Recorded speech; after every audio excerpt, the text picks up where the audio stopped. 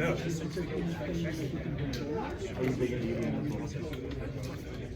as much as this group. I do All right, everyone. First of all, thank you so much for being here for our very first demo day from AI Entrepreneurs at Berkeley. I'm so glad to have you all. We have a couple of people from our club here in the audience. Some of them are going to pitch their startup. We're going to have some investors here, some special guests, a variety of folks all interested in AI entrepreneurship. And I'm super glad to, first of all, introduce you to our club, and then we're going to start right with the pitches. And at around 6 o'clock, we're going to have some food delivered here for you to then, after these 6 tremendous pitches, to hang out, chill, network, and have a good time. Super glad to see you all. So, a bit about AI Entrepreneurs at Berkeley. What are we doing? We are a club, you could say a community and incubator at UC Berkeley that helps student startups realize their AI entrepreneurship dream.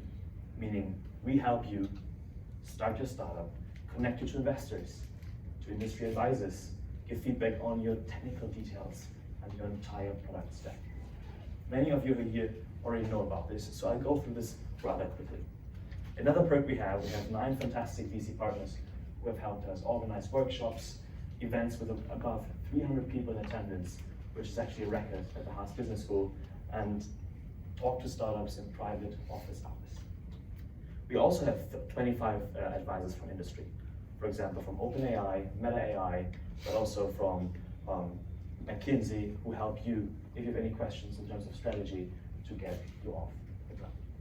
So in case you're still considering to join AI Entrepreneurs at Berkeley, this is the final event of the semester for us, and then we're going to take in applications early next semester.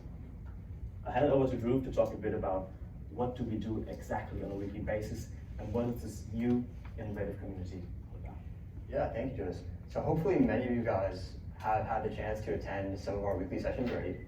And what we do is we provide a platform and a community for people who are starting companies, people who have started companies, investors, advisors, to meet in a community setting and help each other.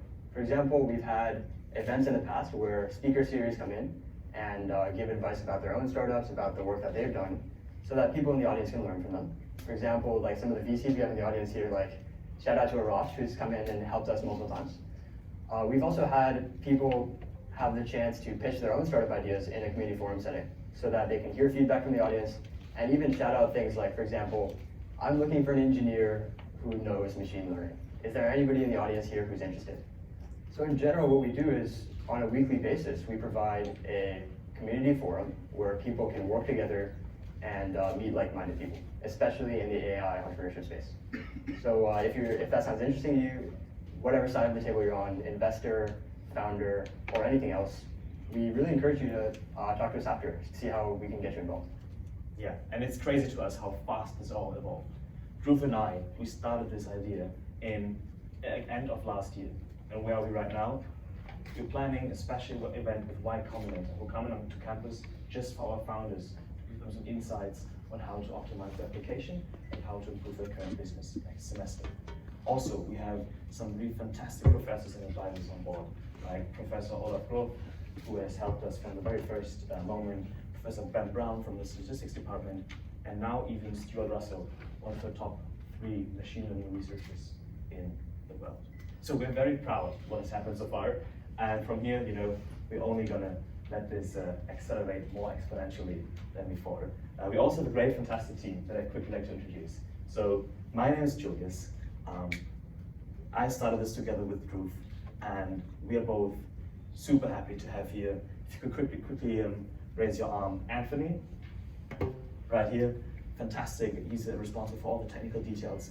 As building a fantastic website. We're launching a new website actually tonight that's going to look even better than the recent one. Then we're going to have Jaffi, if you could quickly raise your arm. Exactly, Jaffi is responsible for partnerships and for organizing a hackathon also this fall. Then we have Vardhan, if you could quickly raise your arm. Beautiful. Vardhan is responsible for fantastic sponsorships and partnerships that we're bringing on here. We have Emily. She's probably the one who greeted you when you came in. Exactly, she greeted you when you came in, so she's probably still doing that and listening to me right now, thinking, Julius, why are you calling me out? And then we have Victoria, who is responsible for our entire video marketing and online content doing a great job there. Also, we have Ethan and Jethan who can't be with us as of right now. And I'd say, without further ado, we get it started with the ape demo day. In case you've wondered why we have this monkey, if you pronounce ape the way I do, as a German speaker with a very harsh pronunciation, it sounds like ape, right? So this is kind of the tiny joke we have incorporated. Yeah, it's funny, right? Fantastic. All right, let's give it up for all the speakers. First of all, we have Rekava. Please give it like a big round of applause right here. Thank you.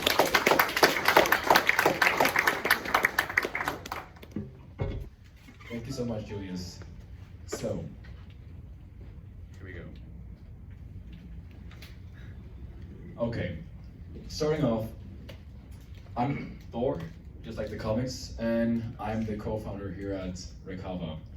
Before I start, I just want to ask everyone here to think of a tedious, repetitive task that you hate doing. And imagine a world where you could solve this using modern technology and AI to get rid of this task. Welcome, Rekava. Rekava is a software solution that helps engineers, construction engineers, in actually finding the right, finding the right construction-related documents when you're building things. So, when it comes to our customers, the reason we have customers coming to our website every day is because of the need of, construction-related documents. 60% of new construction has building codes violations and lack of documentation. Over 31 billion of loss due to poor information management. So the reason we are building this is to help these design engineers in actually finding the right place and the right information they can trust. An example of this is when building your own, let's say, doing your own kitchen, for example. You want to do something new, you need some small changes to your house or whatever it is, then you need to comply with building permits. In accordance to this, you need at least to send in the legal documents. You need to find everything that is related to this. And that's where Rekava comes in. We help them actually find the right documents and actually facilitate the process of doing everything related to this. So, our AI tool is called ACE. ACE is reliable, accurate, and gives the exact solution to all your questions related to construction.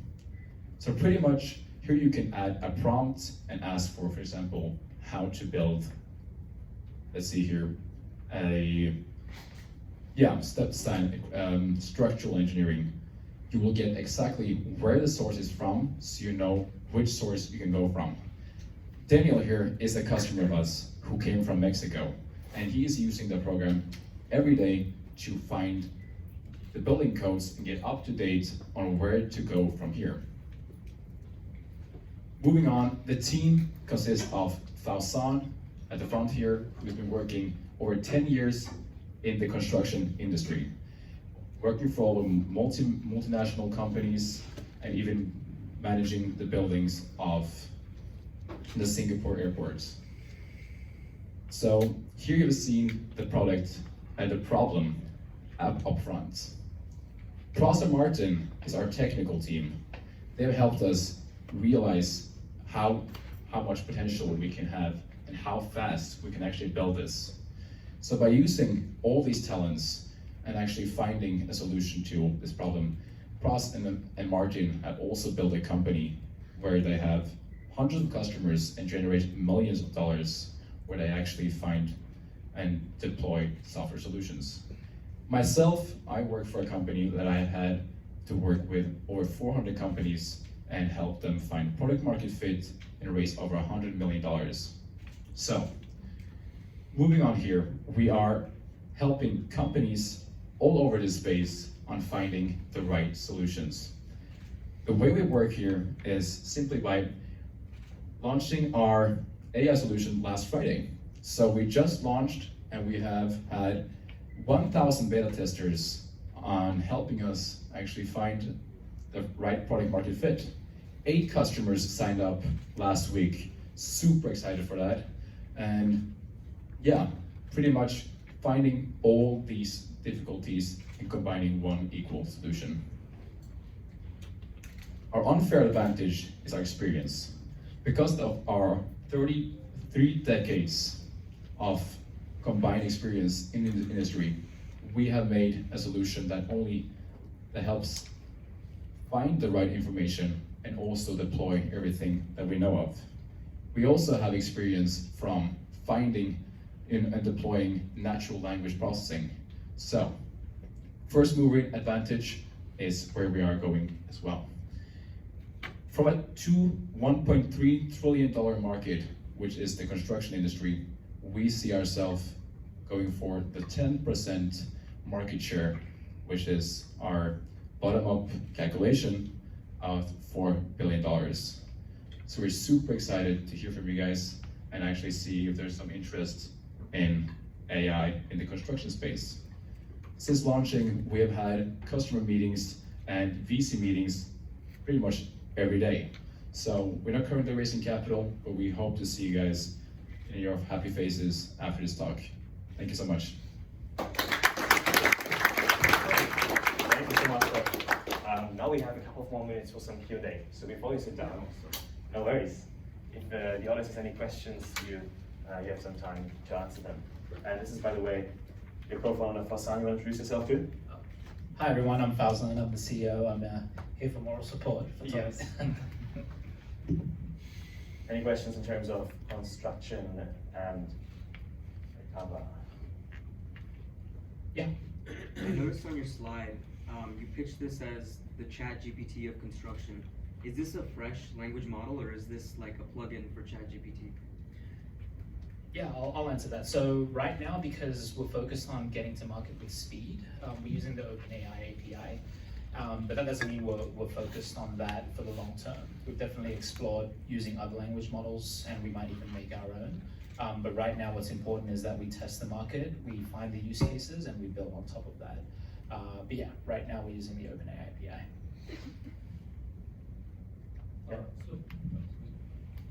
So on the defensibility, right? So what is stopping any of the construction software companies or maybe other suppliers who sort of maybe build this as an add-on?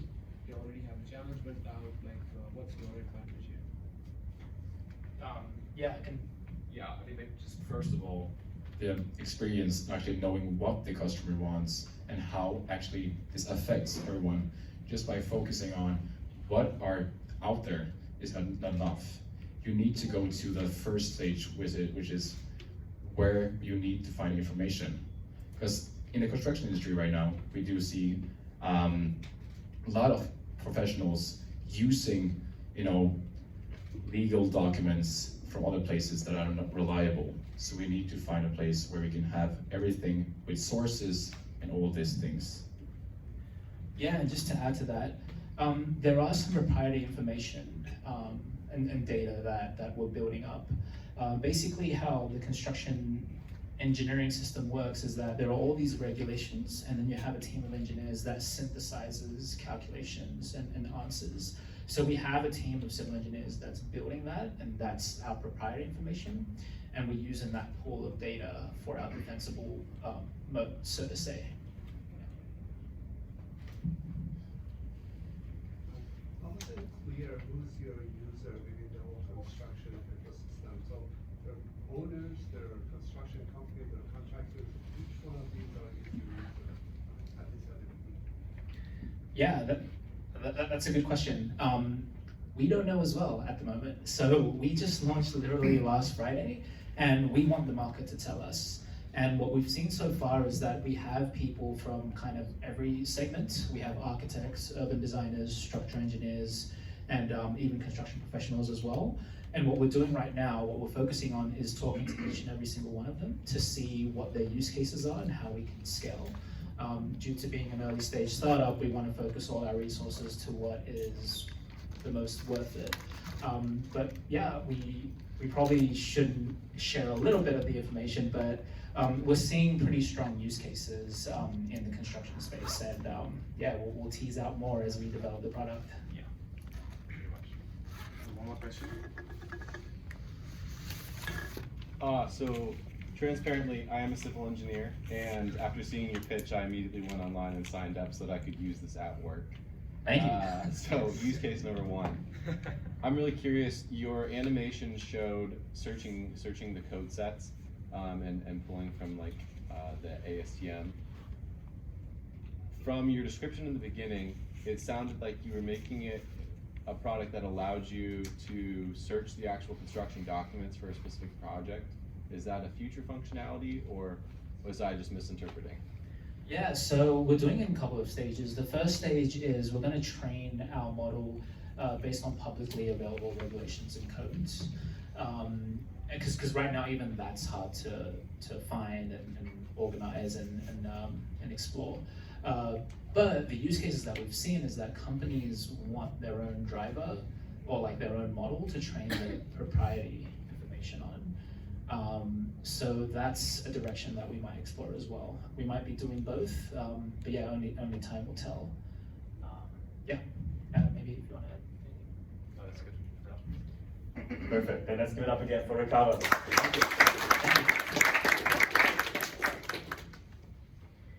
And next up we have Pedro. Please give it up for Pedro and Isaiah.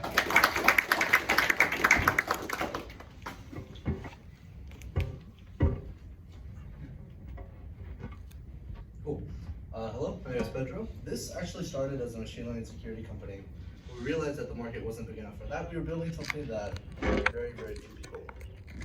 So we needed to fix that. We ended up talking to something like 200 machine learning engineers across all the different verticals to figure out, okay, what do people actually need to do? Something that kept coming up was computer vision for manufacturing. And when we went and talked to the manufacturers, it wasn't pervasive, it wasn't everywhere. Really wanted to find out why. So we spent about 3 weeks talking to 200 manufacturers, and the answer is data. Collecting data is really, really hard for them. They have to spend a very long time collecting data, and just the nature of machine learning is that you need not 10, not 100, but thousands of labeled, good, clean data points to fine-tune a good model. Colors are weird. But some reasons why data might be very difficult to collect. Maybe this data doesn't happen that often. Maybe you're tracking defects, and these things might happen only once every 2 weeks or 1 in a million chance. Maybe it's just quite hard to collect. You have to set up some really big machine to take the images and collect a bunch of data and make your process more efficient. If it makes it 1% less efficient, that's horrible for extremely high volume factories. And lastly, maybe you can collect it, maybe it's really easy and happens very often, but for some privacy reason, you don't want to be able to give this out entirely. And so in all of these cases, what engineers would have loved to have is some kind of like magic API where they could give it the little bit of good, clean data that they do have and turn it into an infinite stream of clean data they can then train machine learning models on. And that's exactly what we're doing. It sounds a little bit maybe crazy or impossible, and it used to be very, very impossible until quite recently with all of these diffusion models. For the first time, we have something that encodes a lot of the world information. It knows what it means to be in a factory. It knows what it means to be maybe like behind a brick wall or something similar. And so we were leveraging that functionality to build this pipeline here. What you can give us is a small set of data. We put it through a distributional awareness model, meaning we try to understand the distribution. Then we put it through a prompt engine model, which means that like whenever you have to prompt something, you have to give it a text thing, right? And then you get an image, and then you look at the image and you say, oh, something's wrong, let me redo the text. That's not going to work, especially for our customers who are asking us to make several thousand images of 98,000 parts. And so we figured out a way to reverse engineer the prompt correctly every single time, and then you can take that sort of like meta prompt, chain it with a bunch of other prompts that try and gather the different like perspectives, colors, hues, saturations, reflections, rotations, all that make up a very good data set. And so we go through this pipeline and deliver that last large data set. Our moat here is mostly a data moat. The more data that we see, the better we can create this first distributional awareness model, which is very important because the biggest enemy of synthetic data is distribution shift. And so from then, our big vision is to really compress the process of data collection, data cleaning, data labeling. Whenever someone or some machine learning engineer somewhere needs to make a model, they can go and collect a small amount of data, give it to us, and we will provide to them a large amount of clean, labeled synthetic images. We have about 1.6 million of pilot commitments right now, working with people like Caterpillar, Placeto Foods, who makes salami, and then Parkland people over there. Our real goal with these sort of pilots is not really to build just individual solutions, it's to make referenceable accounts. In the field of manufacturing, they really care about who do you know and prove to me that it works. Our customer we're trying to get is someone called Cognex. Cognex is essentially the biggest provider for computer vision hardware in manufacturing. They control a very large amount of the market share in the US. And what we can do is go to them and say, hey, instead of having all of your customers collect data for an entire year, which causes you to lose customers, they don't like this ROI, the payback period is very long, collect it just for a month. And this causes all those numbers to make a lot more sense. And for that, it's worth a lot of money to them, I'll talk about that in a second. But the real goal is to deliver this food factory product, which we already have done, then deliver Caterpillar, makes a very strong referenceable account, go to Cognex and be like, hey, Caterpillar says it works, they'll listen to Caterpillar, not us, and try and land that partnership. In the future, we don't want to stay in just manufacturing. It's we think, a strong vertical to begin with, but in eventuality, we want to have a generally available synthetic data platform that can work for multiple scenarios. Now, onto those numbers I was talking about. It's very interesting because synthetic data itself sort of eliminates a large need for labeling. And there's many multi-billion-dollar companies where they get most of their value from labeling data. And so we can start clawing to that value. But if you want to just narrow down on manufacturing, you look at the bottom numbers. Cognex sells 10,000 of these computer vision systems every year. We save their customer about 1 year of sort of like uptime, which is about $500,000. All that together is about $5 billion a year of value created with just that one customer of Cognex. And so as far as how we stack up against other types of synthetic data companies, there's other synthetics, they like make a 3D model and then use a camera and go around the 3D model and sort of do it like that. What they can do for $4,000, we can do for $12. What they can do for 1 human week of labor, because they actually require people to be on computers, moving cameras, making backgrounds, we can do in about 6 hours of GPU time, which is fully parallelizable down to a few minutes. And as a result, our cost per image is very low. They do it for 6 cents per image. We do it for a little bit less than 5 thousandths of a dollar. The team behind this is myself. I have 2 years, 1 year at the Berkeley AI Research Lab and 2 years at Google Brain, published in iClear, which is a machine learning conference. And I also previously had a startup that reached about 400 paying customers with 30,000 MRR. My partner, his name is Sagar. He has 2 years of machine learning research experience at the Berkeley AI Research Lab. He teaches the Berkeley AI class here, and he's had some software product management experience at big tech. We met last summer, been working together on and off ever since, started working on this for about a month and a half now. So yeah, that's AdX. Cool.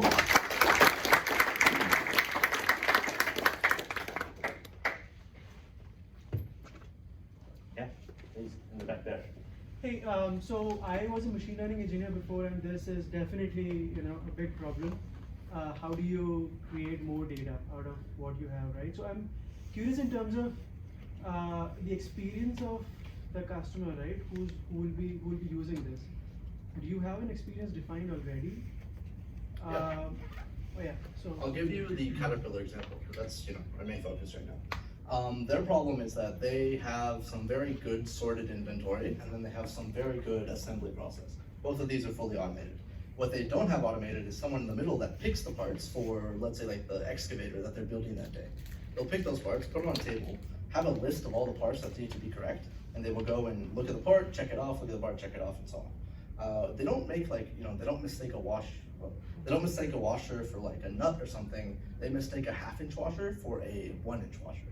And they do these very small mistakes. The thing will still build, but that tractor, excavator, I said, will come back in 5 years, which is within the 10-year warranty, and that'll cost Caterpillar a few $1 million to replace. And so that's their real problem.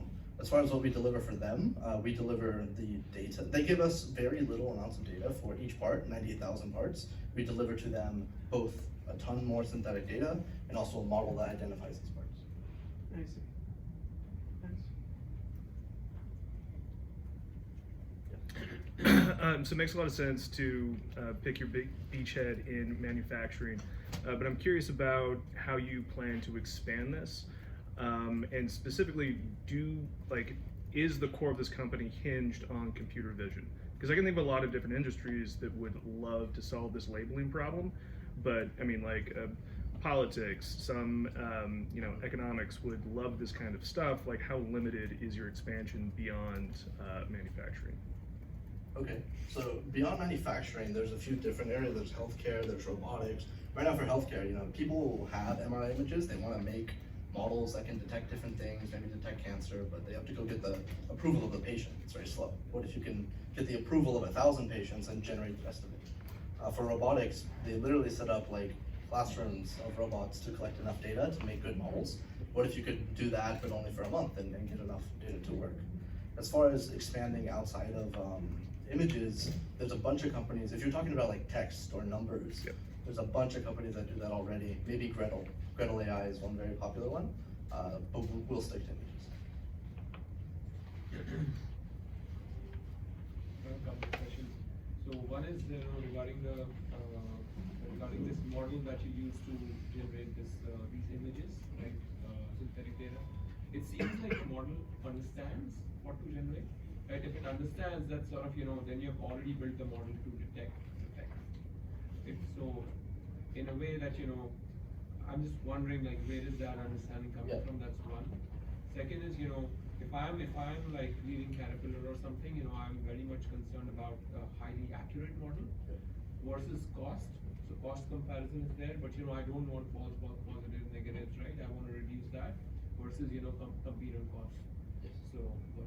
So for the first question, we don't train anything. Yeah, okay. We don't train foundational models. We use things like Stable Diffusion.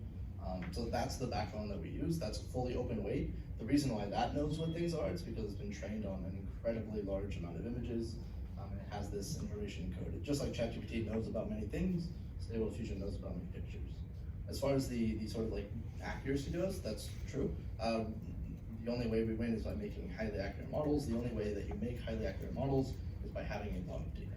And so we are solving that particular problem. In most cases, we enable this in the first place because they can't collect enough data, or it's very hard to collect enough data. But in other cases, we just make the model more accurate by providing more data. All right. And let's give it up again for Pedro. Fantastic. And when it comes to the colors, that was totally my mistake when copying them over.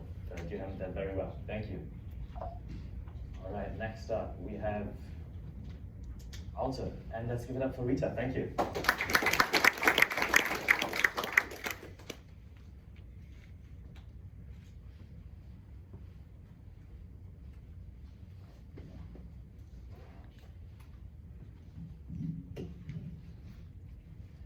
Communication is the backbone of any successful company.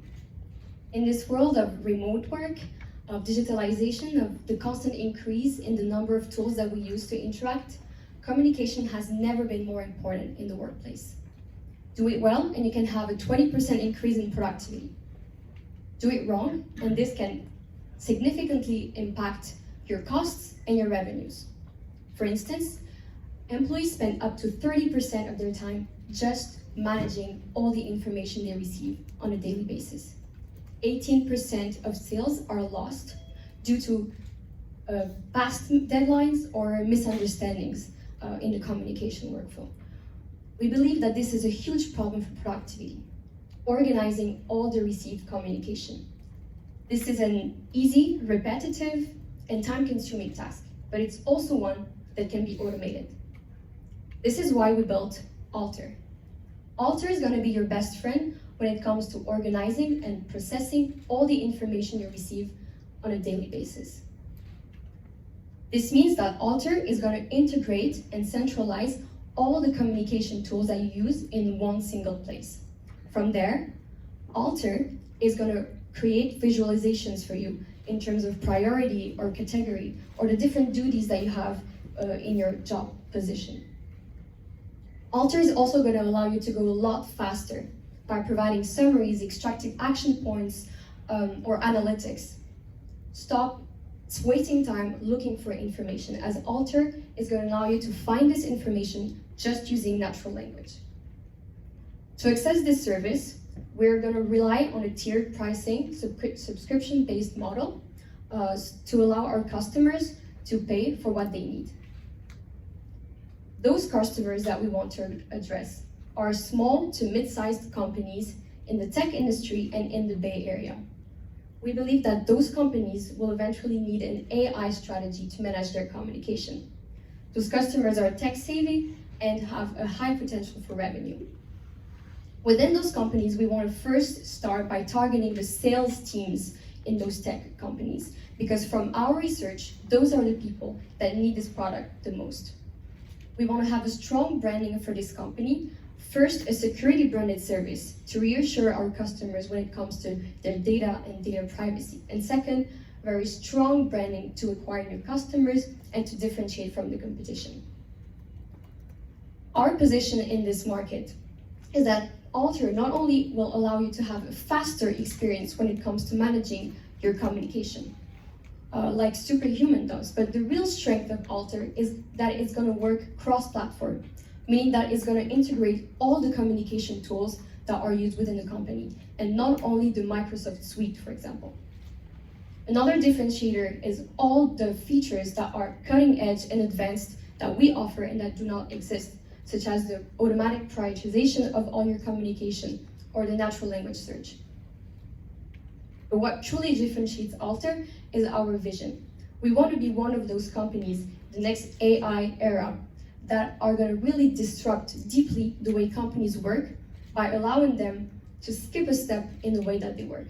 This is exactly our mission, as we want to allow our customers to go straight from receiving information to taking immediate action, bypassing the step of cross-validating, searching, analyzing, and understanding all the communication that they receive on a daily basis. With Alter, we want to revolutionize the way enterprise communicate and work. And we're the perfect team to do that. With extensive machine learning, computer science, business skills, we have all the skill set necessary to build this product from scratch. And we have amazing advisors to help us throughout this journey. So join us, visit our website, don't be a stranger. My name is Rita, and this was Alter. Thank you very much.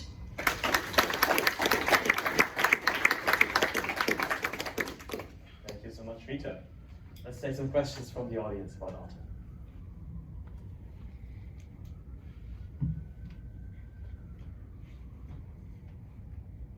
No questions. Yes? How much validation do you have from your customers, specifically, like you said, targeting salespeople to begin with?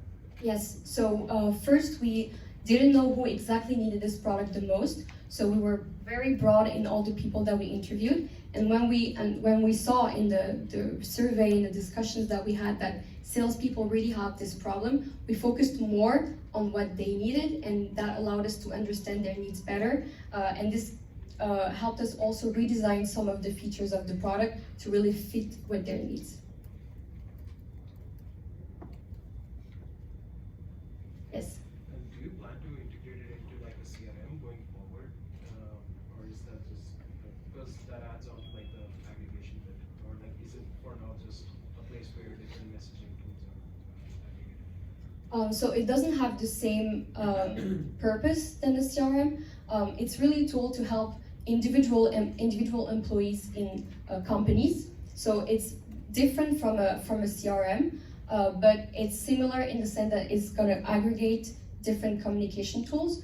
But how we see it is that we don't see a world where there's not an AI model behind communication, whether external or internal, for companies, and we want to be this AI model. Yes? So, I don't know if you showed this or I missed this. I would love to see some kind of a customer journey. So to say, for example, like, are they using only Slack internally? Are they using mail externally? Do they need to be combined? Like, what efficiencies?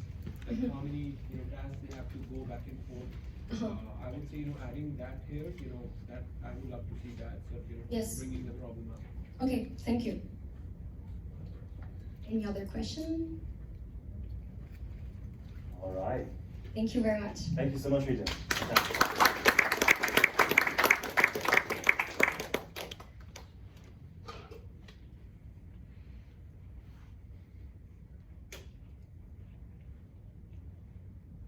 And next up, we're going to have the codative. Please give it up for Juan.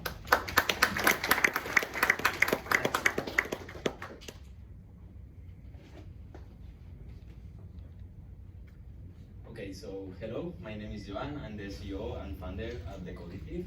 And what we are doing is we are predicting consumers' behavior through websites, social media apps, and web applications 100 times faster than Google Analytics or other analytical tools do. Imagine that you are a marketer and you are going to optimize your next marketing campaign. So the process right now looks like this. So you start spending hundreds in ads. You need to wait weeks to get traffic from real users. And then you need to analyze all this data and based on your own experience, make some changes and iterate the process, right? Which means that you will be losing some budget because it's based on your own experience and it's biased. So all this process is, with the current tools, slow, expensive, and time-consuming. What we are doing at The Collective is simply cutting down the process in half a minute. So in half a minute, you get the information on how users are going to, go through your UX and what changes you need to do on it in order to be optimized based on your audience and what your goals are. How we are doing it, it's because we are using an AI which is trained with eye tracking data extracted from neuroscience labs, and what it allows us is to predict how people are going to react in front of any kind of stimuli, even before the product or the website or whatever it's launched. It's a fully automated SaaS, 92% accurate versus reality, and it's fully predictive. Okay. So with regards to our competition, we have basically two different groups of, good. Yeah, with regards to competition, we have two different groups. On the first hand, we have the typical analytical tools like Hotjar, Google Analytics, Optimizely, whatever. We are in a different part of the process because what they are doing is basically they are tracking data from real users. So yeah, we are not going to substitute them, but we are entering in a different part of the process, which is at the very beginning, where designers need to fast test their designs in order to go faster with the decision making and to mitigate the risks when launching a lot more. And the other group of competitors that we have are the other like neuroscience companies like Neurons or others. But what they don't really understand is that they are like super scientific and that marketers and designers don't need like more analytical tools, but they need like real insights on what they need to change from the design. This is why our main value proposition is like providing them with precise prompts on what they need to change from the UX. That's what they really need. Okay, so the market size is quite big, so it's like a multi-billionaire market, like 7.7% annual growth. And the market opportunity is a lot bigger because although right now we've been focusing on website design, we can also apply our technology to other industries like social media ads on web applications design. The business model is a SaaS B2B, and we are basing our monthly fee based on the usage mostly and other features. To be honest, we are defining it right now, and I guess that we will be iterating it, but yeah, it's a SaaS B2B based on the usage. This is our team. We have experience, each of us in each of the needed fields for the company. Myself, this is my third company. I sold my former startup. On the tech side, we have Rafa and Basit, both of them quite experienced in AI, machine learning, software development, and so on.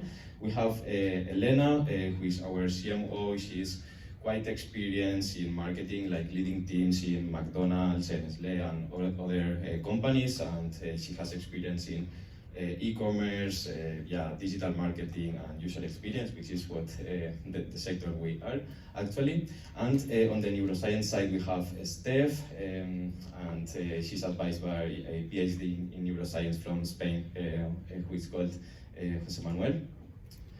These are some of the companies we've worked with, some of our partners, including our investors, and some awards that we've received so far. And this is the roadmap so far. So we started in 2021, we pivoted 4 times so far. So in 2021, we raised a pre-seed European round. We launched our first MVP. during 2022, during the last year, what we did is basically we were acting as a kind of consultancy just to fast test the market and to get fast feedback to work really close to the first customers and so on. It was great because we made like 100K in revenue, which allowed us to know like, there can be a product market fit. So based on all this knowledge that we got from working closely with our first customers, and we saw the market opportunity is a lot bigger, we launched this SaaS product in order to scale faster during the first quarter of this year. And so far we have like over 50 companies onboarded on the platform. A few of them already converted into paying customers. And right now we are focused on the business side. We still have a decent runway, but I expect to be closing like the next round for the third or fourth quarter of the year. So yeah, that's pretty much it. Thank you.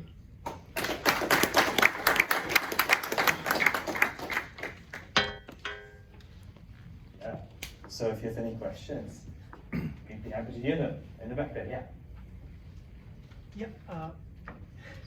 Yeah, so I think the team is amazing, and also the problem you're solving is pretty essential. So I'm curious, like the MVP you talked about, right? 2022 in Europe, right? MVP 2, like in the previous slide.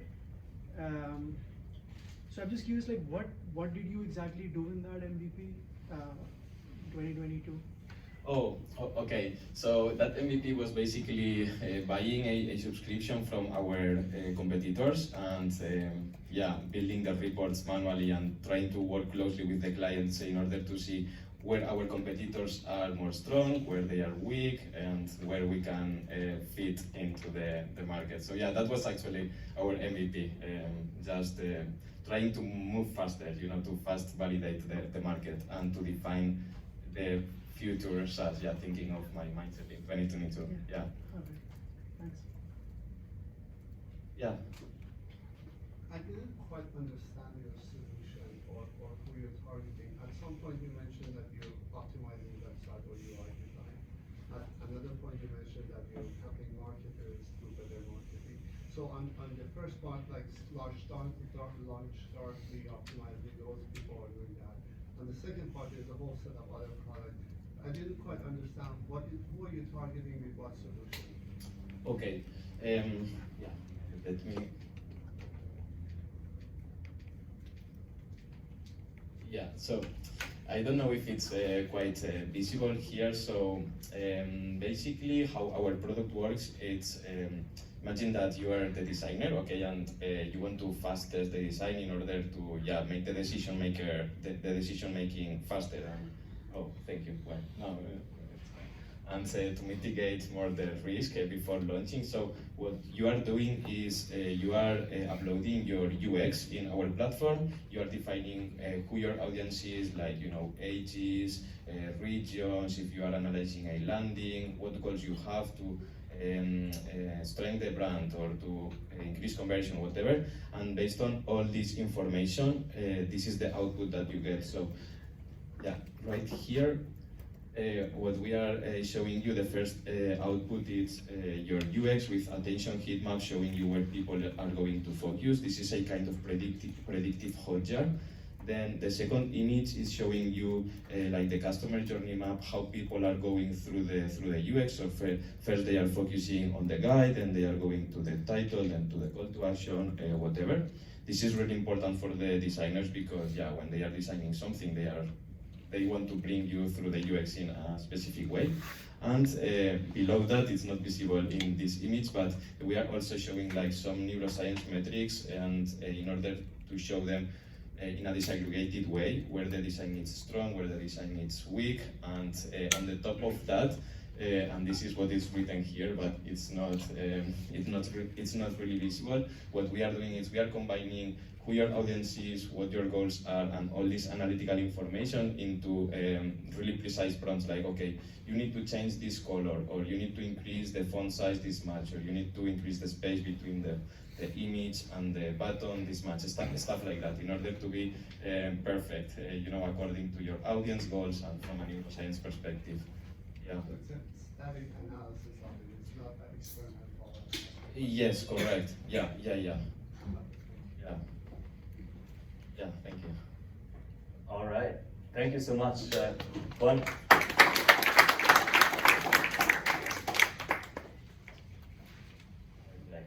Yeah, the screens are apparently a bit small. So, if you want to take like a moment to sit in the first row, second row, we have some free, some empty seats.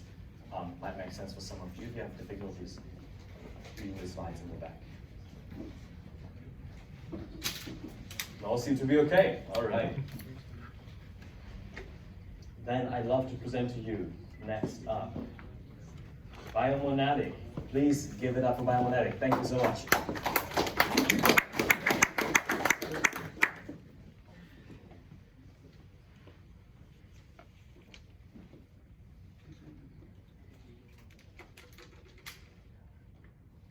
All right, so good evening. We're Biomonatic, and we'd like to take you on a journey to reimagine cell and gene therapy manufacturing. I'm Vaishak Venkateshwaran, I'm the CEO. I'm Sasha, I'm the CSO. And now we'd like you to imagine that you're a new parent and your child has been diagnosed with spinal muscular atrophy. This is a horrible disease with a prognosis of around 2 years for survival. And currently the only cure is a gene therapy treatment called Zolgensma. And it effectively costs $2.1 million per year. Millions of patients in the US around the world face a situation where they have to depend upon lotteries to get access to these therapies because insurance companies won't cover it and governments don't cover it either. Currently, the waiting time for these therapies is around 6 months, and only 25% of patients actually get access to these therapies, even in the US. This is a truly dystopian situation that the entire cell and gene therapy industry must rectify. And the solution lies in AI and IoT. So why are these therapies so expensive? Well, the issue is essentially twofold. 70% of the cost of goods sold for these therapies goes into manual labor, highly specialized labor that's required at multiple points in the manufacturing process to develop these therapies. In addition, there's no standardization in terms of manufacturing protocols, and the entire industry is effectively artisanal, where you're still essentially trading manufacturing protocols as you go along. And the industry's only been around for a few years, so the maturity is not there yet. Biomonatic is going to address both of these issues by creating an AI and IoT-empowered data platform to optimize quality, growth, and yield for cell and gene therapies. And Sasha can tell you how. The cell and gene therapy manufacturing process suffers from extreme variability. This can be because of low quality of patient cells, the complexity of the therapy itself, and the equipment that's used to scale up the process. The cell expansion and differentiation step in the single patient bioreactors is responsible for 80% of the variability and 35% of COGS. What we hope to do is specifically improve this step in the bottleneck. Our solution is to build a B2B SaaS data platform that will use a reinforcement learning model to correlate the inputs to the outputs of the process, enabling real-time data monitoring and optimization and resulting in higher quality product, greater yields, and reduction in cycle times. The idea is to create an AI and IoT-focused data platform that can collect data from input feeds, so time series data effectively, and then use reinforcement learning to optimize output factors like cell count, cytokines, flow cytometry analysis, and do all of this in real time. The cell and gene therapy industry is around $45 billion in size, and it's growing at a really fast pace, around 35% in terms of CAGR. So really what you're looking at is the next $100 billion industry in biotech growing right before our eyes. There are hundreds of candidate therapies in phase 1 to phase 3 trials, and there are thousands of other companies developing preclinical and discovery phase products. And all of them are having to go through manufacturing scale-up processes in order to reach larger markets. Biomonatic needs to position itself essentially to be a partner to these companies as they scale up their manufacturing. And really, these are small and large-sized companies dealing with these issues. Recently, Johnson & Johnson had the therapy Carvykti, which actually did not launch in the UK because of manufacturing bottlenecks. So many companies are dealing with these issues, and we'd like to be a part in their journey to fixing the issues. We have the team to really innovate in this space. We have over 20 years of experience in cell and gene therapies as well as in pharma overall. I have a deep background in manufacturing IoT as well as cancer immunology. Sasha has a deep background in cell and gene therapies, working at several startups and has 2 patents in the space. And our COO, Ion, who's not here, has a background in business development at Novartis. In terms of progress, we have a manufacturing partnership with Wilson Wolf, the leading producer of bioreactors for the cell and gene therapy space. We have brought on board advisors from UC Berkeley, including Professor David Schaefer, as well as Jay Kiesling, both luminaries in the space. We're currently in a STEP incubator moving forward to Skydeck Path 13 in the next month. And we have been reaching out to manufacturing partners like Lonza and Elevate Bio to get our product into factories as soon as possible. So we're raising a $1 to $2 million pre-seed round, and we'd love to have you on the journey with us. Thank you.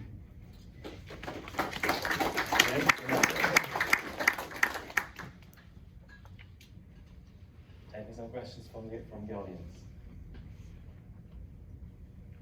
Do you have to face or deal with FDA approval of any sort?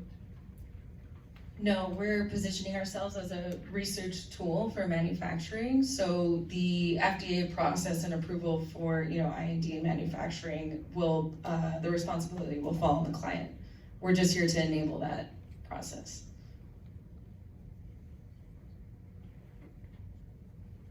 Do you have numbers on how well your RL model works? And that's just because RL is like typically very brittle. We're developing the product, so no. There are papers in the literature that use very similar approaches, so from a scientific perspective, you de-risk it significantly. So yeah, there is a lot of literature on this. I'm curious, like, at what touch points will the research team use your product exactly? So Yes. So this would be in like the initial manufacturing steps when they're working to characterize the bioprocess. So the FDA actually awards patents and like patent protection based on critical process parameters and critical quality attributes. So our platform will help them define these attributes to a much greater level of granularity, and will provide a technical moat against competition. I just want to add to this. So when you're developing a drug in cell and gene therapy, the initial part of the preclinical research and development is basically screening your lead candidates, and that's done in place, and it's all manual labor. But then once you have your lead candidate and you want to prepare for that IND filing, you need to have your manufacturing process at least like relatively in place. So we're hoped to be the bridge between that initial development and scaling up in manufacturing to prepare for a phase 1 trial and beyond. I see. Okay, thank you. All right, last question. So right now, are you saving them cost, time, how much is it, or ballpark, how much would it be? And what are the normal cycle times, is it really fast? And you're making it even fast? I'm just curious, what's exactly the offering to them in terms of dollars or? Right, so since we don't have an MVP, it's hard to tell. It's hard to say, how much time our process is going to save. The cycle time can last, as I said earlier, between 2 and 4 weeks, and a lot of that is because of the gene variation in each patient's cells. So it's hard to say, how much of the process will actually save, but we're hoping to also integrate, real-time method optimization that will help the process adapt to the different characteristics of the inputs that are going into the process. Excuse me. I didn't quite understand. So you mentioned IoT as well. Are you using somebody else's hardware? Are these sensors? And what evidence do you have that your approach will work? I didn't quite understand that, but since you don't have an MVP, what is it that you're basing that this will work? Yeah, so to your first point, we'll be using off-the-shelf sensors, things like Raman spectroscopes, effectively to collect all the time series data. In terms of the past literature, there have been a lot of papers in the past couple of years that have come out focusing on machine learning-based optimization of bioreactors. So there's a lot of pre-existing literature that kind of backs up the approach. I think the real issue right now is that either access to sensors or just access to machine learning expertise is not there in the industry. So companies haven't really applied these kinds of techniques yet. But the academic literature has already kind of established the credibility of this approach. Why is the access to sensors? So I think a lot of people are currently not using Bluetooth-enabled or cloud-connected sensors, so they're taking manual samples, because that's just the way that these therapies have actually grown up through the lab. It's an artisanal industry, and we're trying to essentially modernize it. There's also potentially just no products available, so we're definitely open to the possibility of needing to vertically integrate in the future, to maybe creating some of these automated equipment to help collect those samples. And as Vaishak was saying, there's basically 2 types of samples that you would collect from the process, just media, and then samples containing cells. And those samples containing cells are the ones that are very challenging to collect, especially because depending on the analysis that's happening afterwards, it will require some processing before you can actually characterize the sample. All right, thank you so much. Let's give it up again for Anna.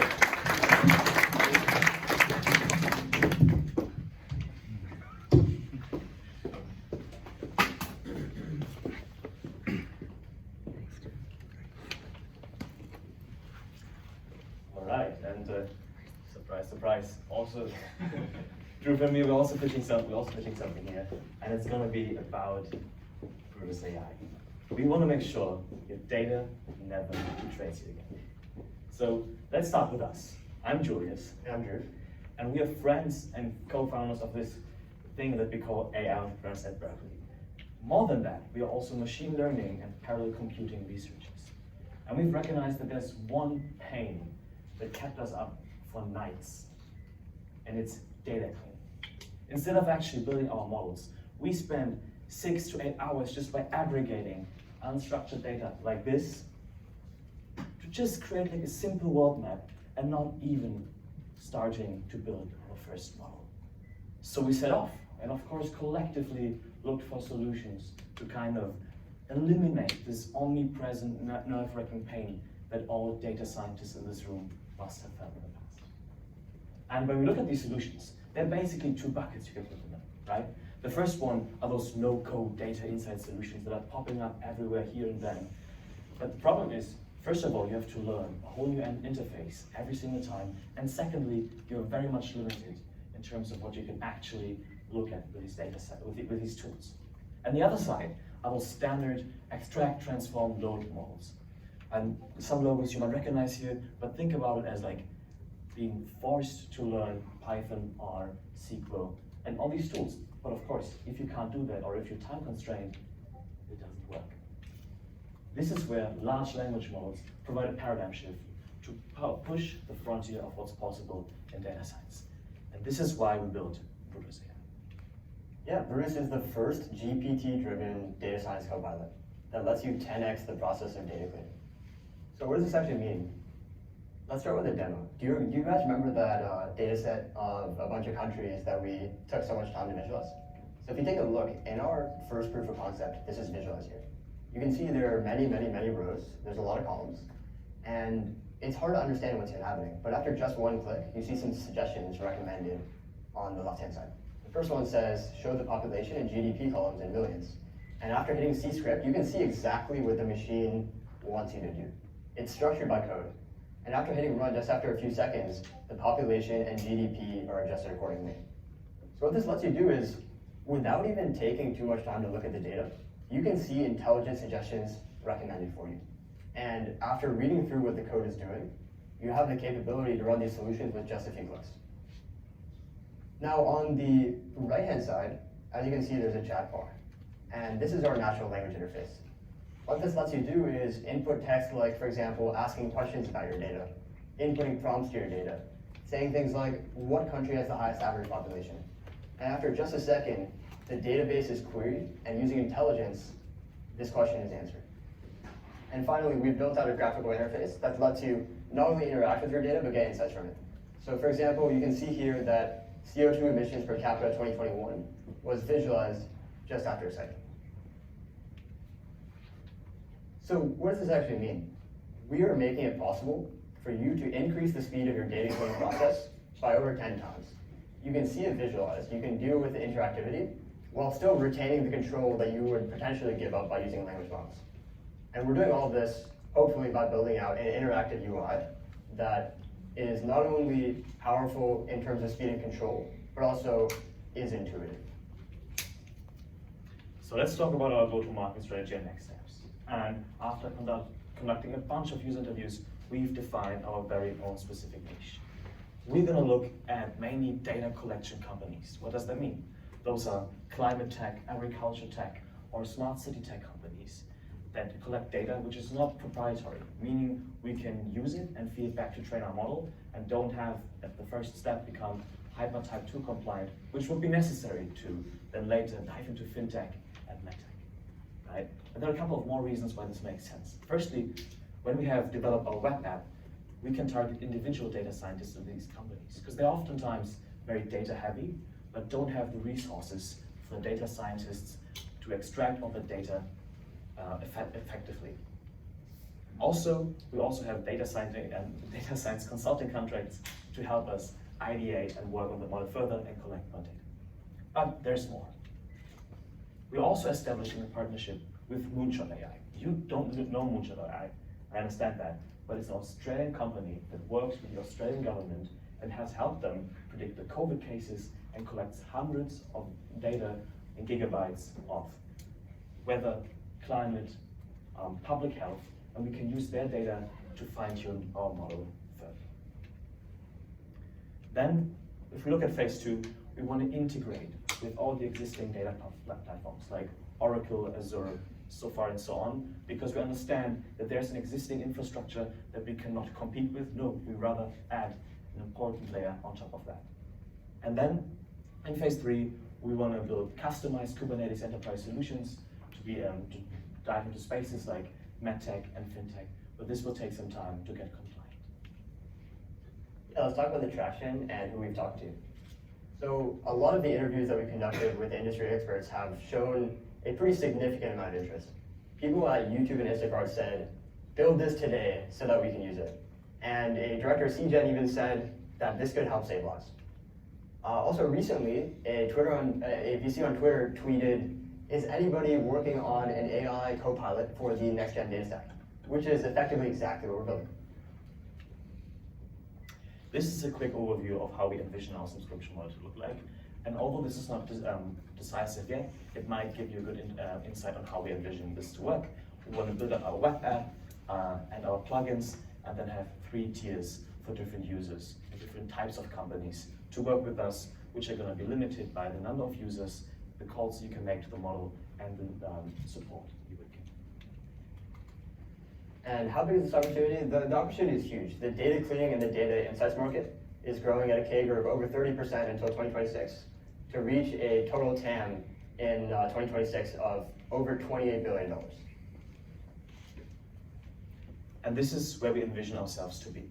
We are right now, with our core, at the cleaning and insights part of the data science and machine learning journey, and envision us to integrate with all the existing infrastructure to become part of the most important data science companies in the world. And we'd love to take you on the journey with us. Thank you so much.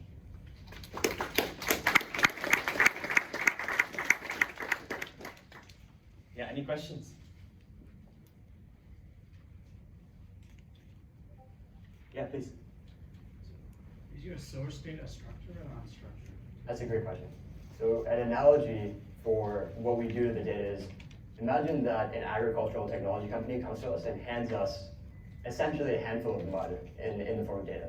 What we do is we help them transform that mud into a brick so that they can put it in their warehouse, for example, like Databricks, which I think is aptly named in this example. And what we're attempting to do is make the process of taking this disgusting unstructured data and transform it into these much more structured models so that we can use this massive existing itinerary of infrastructure like Databricks, Snowflake, Oracle, and so on that already exists. And what large language models let us do is we have this generalizable intelligence that we can apply to these unstructured data sets so that we can transform them into these models, into these data sets that are much more usable.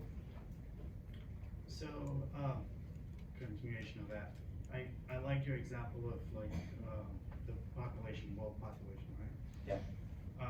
So maybe you could go back to that. So when you run your AI models, right? So those words are part of natural language, but when you use, say, a company's data set structure, probably most of them have structure. The labels are not understandable, like they're not natural language process labels. For example, a date field could have something like LST _NTT _DT TM. how would you combine that in a natural language process to understand what it means? That's a Is great. it so proprietary? Yeah, that's a great question. So first, I'll take the proprietary part of that. Right now, what we've built out is we've built a fine-tuned model version of FLAM, which is an open source model provided on Hugging Face. And we fine-tune this every single time that somebody feeds us data. So that means that these models are not only localized and accessible in terms of privacy to companies, they also become more personalized to the work that each company does. So in terms of privacy, that's the answer. In terms of how we're processing this data, I can't tell you too much, but what we're doing is we're not feeding data directly into the model. We're feeding it through a logic layer using technical hard-coded data science like Python, R, SQL, and so on. And then that data science deals with the existing data. So we're using natural language to provide as an interface between these highly technical techniques like clustering, like dealing with unstructured, unlabeled data, and finally reaching that structured point. Thank you.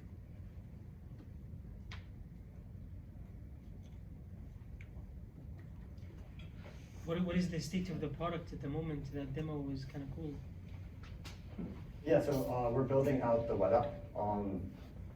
What you saw was something that we built over the weekend, and we are looking to deploy this live, as a beta by end of May is our target.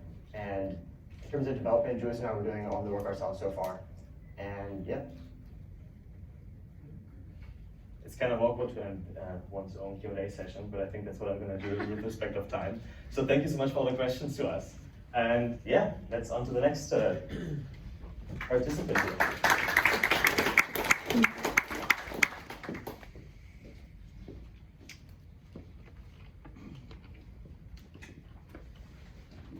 And since I haven't called them out yet, I want to give it up one more time for our last pitch of the evening. Welcome, Daniel and Back and Flow. Come on. Hello, I'm Daniel. Daniel.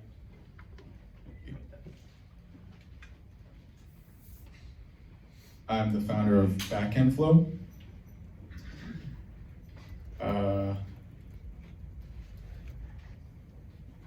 Okay, I was employee number 1 at Flutterflow, which is a no-code Flutter cross-platform builder. I worked there for a year and a half. Before that, I was an intern at Google, Apple, and Facebook, and I'm studying geeks and graduating this month. So I wanna tell you about no-code a little bit. So companies like Flutterflow, Webflow, Bubble, they are front-end no-code builders, right? Means that you can build your website or your mobile app without any code. And these technologies are growing super fast, and it's really easy to build your front-end application there. What this means is that there's now a gap left in the other side of the development, which is the back-end development. So the logic, the business logic, the database, all these different things, they're not as emphasized by these no-code mobile and web builders. So you end up having people like this guy who reached out to me on Reddit and said, hey, can you integrate Stripe Connect for me into Flutterflow? And I'll pay you $6,000 just for a week of my work, right? So what's the point of no code if you're using these platforms and then at the end you end up paying a developer to do the end of it, like finish the app for you? There is no point. So yeah, the problem is, front end no code really isn't no code, right? You have solutions for the back end, such as Zapier, or these block flowy solutions. The problem with those is that they really lack flexibility in what you can do, right? You're kind of limited to the integrations that are offered on the platform. And there are other platforms like Backendless or Xano, where you can be very particular about how your backend is developed. And these are very hard to learn, right? It's like learning programming from the start. Now let's look at what it's like to actually do what this guy paid me $6,000 to do as a developer, right? You need to code. You need to code the function, which is hard. You need to learn that. You need to write tests to make sure the code actually works, which is time consuming. And you need to deploy the code, which is a whole beast of issues, right? And these are things that a coder like me is experienced with doing. But a no-coder, things are a little bit different, right? A no-coder has access to ChatGPT, which means that you can code the APIs and the functions easily with ChatGPT. It just does it for you, right? Testing, it can help, right? But then remains a third thing, which it can't do, which is deploying. And deploying is like 20 different steps that if you're new to this thing, it's gonna be a terrible ride for you. Even I, as a developer, end up having to run into issues for deploying my code. So here we thought, let's think about a solution, right? Why can't it just be 2 clicks? 1 click, you generate the code, which we use ChatGPT for, and then the other click, you deploy the API. Done. So now you have this URL, this API, which now you can copy and paste into Flutterflow or Webflow or Bubble, and it just works. That's the idea. Now, question is, do people want it? Yes. I posted this in the Reddit no-code community. It was the top post of the week. We got a lot of comments and feedback. I made a wait list. We haven't launched on Product Hunt yet, but we have about 190 wait lists. And I'm working with these people, early customers, just testing the product out before we launch on Product Hunt more extensively. We have 1 paying customer, which is great. And what he had to say about it is, oh yeah, they actually built something with it, which is crazy. It's actually a very useful product that they build using Flutterflow generated, backend flow generated APIs, and it provides something useful, which they couldn't do before because they had to code it and they had to deploy it, and that's a lot of work. And finally, there was a guy, a no-code educator, who reached out to me on Twitter and was like, hey, can I make a tutorial about this? So there's now a really good tutorial about how you can use backend flow and connect it to Flutterflow. And he actually made us our logo for free, which is very nice, thank you. So why I think this is gonna be big. It's my thought that the boundaries of app development are changing. It's not gonna be so much like front end and back end, right? In the future, the boundaries are moving just towards back end, right? Because now you have things like ChatGPT plugins, right? Where the interface is not a website anymore, it's not a mobile app anymore. It's just a plugin that connects to what? Your business logic and your database, which is where the back end lives. And I envision that these plugins are gonna get so good and useful that the way we interact with the web is gonna move towards that, right? And people are gonna ask, why would I have to pay tens of thousands of dollars making a mobile app and maintaining that, right? If I can just make a plugin. And we can create that for you. And no-code is growing really fast. These are just some of the valuations. When I joined Flutterflow, we had like 2,000 early access signups. And then when I left, there were like 400,000 users, and now it's growing even faster. So the demand is high, really high. And as I said, the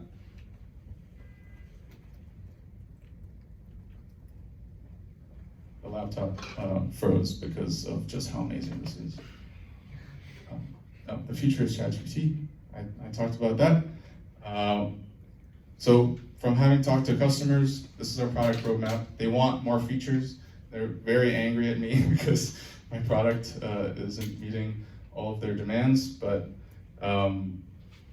like things like keyless API testing, right?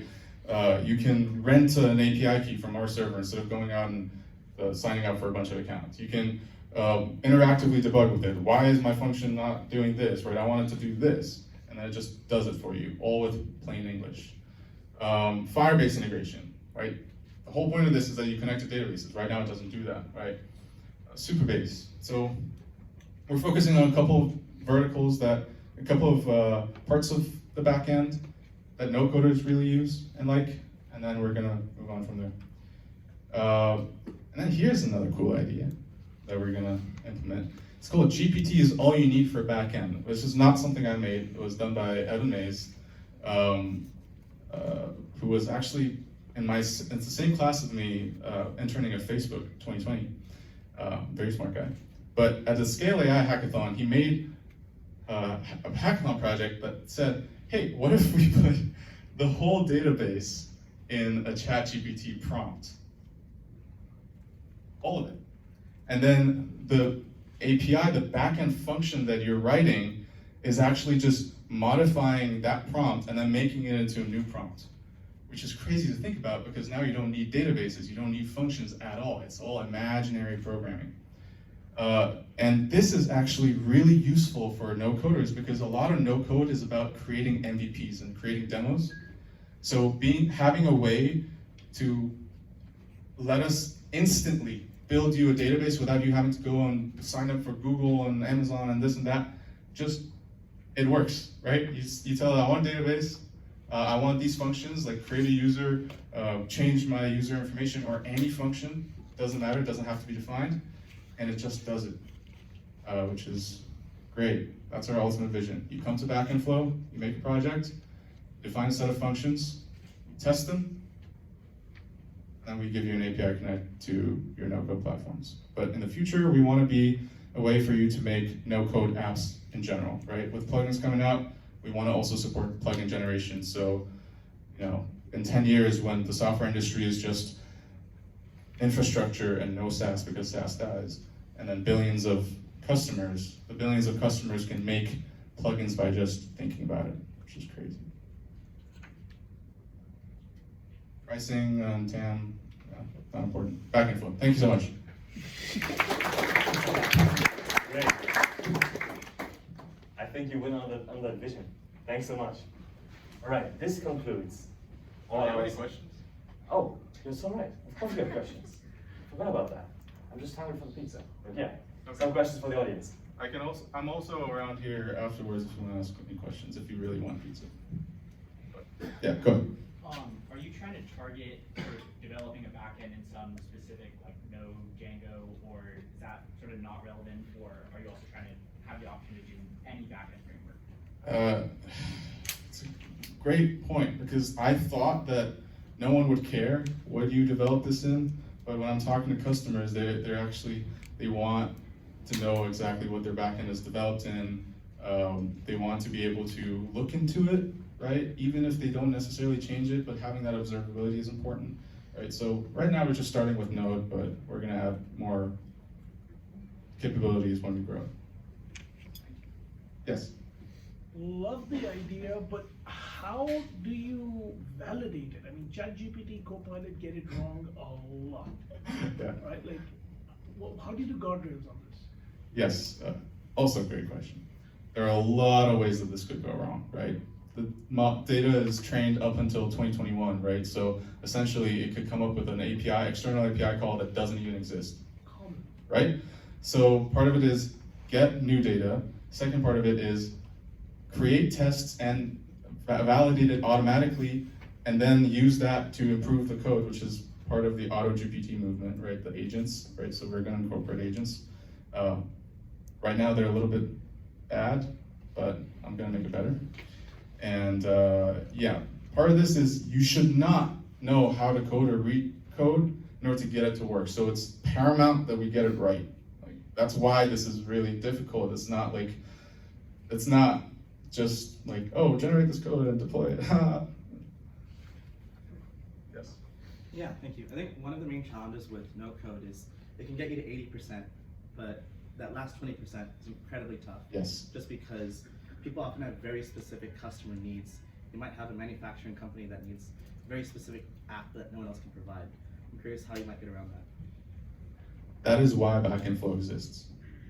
It's because of that 20% that people end up going to hire actual developers, right? It's because The idea is that with the solution with AI, with LLMs, we could use that to be completely creative with the way that we solve these problems, right? So that if you don't have that Zapier integration that you absolutely need, doesn't matter, right? We will figure it out, or the AI will figure it out. And with these wise words, we now end our pitches. Thanks so much again. Let's give it up for all the founders. And before you all head to the pizza and for some networking, I'd say all the founders, please come to the front so we can take a picture of you. And apart from that, this concludes the day. Feel free to stick around. If you have any questions about the club, the startups, this is the right time. Also, if you can, go to the other side, to the west side, enjoy the sunset, and look over San Francisco and dream about your next startup. Thank you.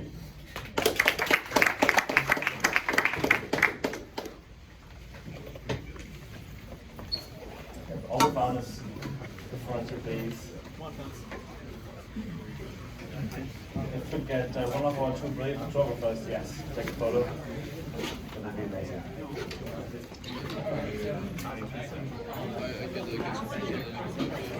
Yeah, sure.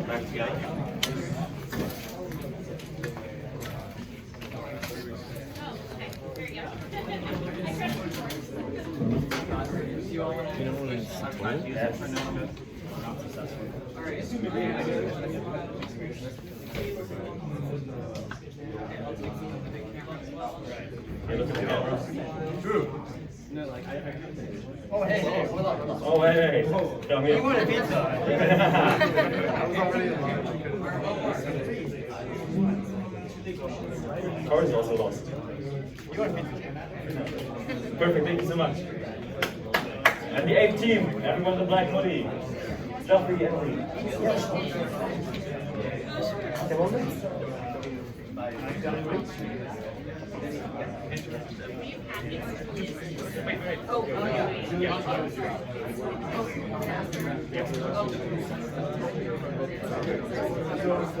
Writers.